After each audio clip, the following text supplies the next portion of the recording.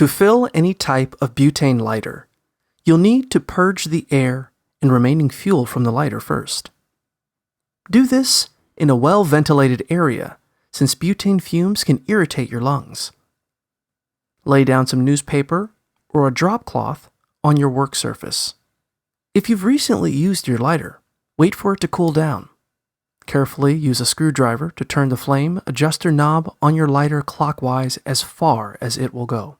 Then, with the lighter facing away from you, push the tip of the screwdriver into the refilling valve to let any air out.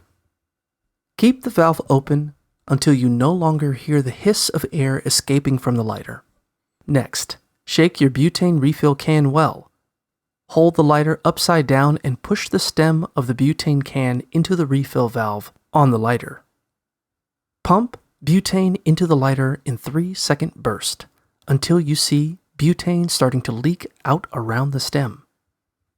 Or, if your lighter has a fill gauge, check that to see if it is full. When you're done, use the screwdriver to turn the flame adjuster counterclockwise to the desired setting.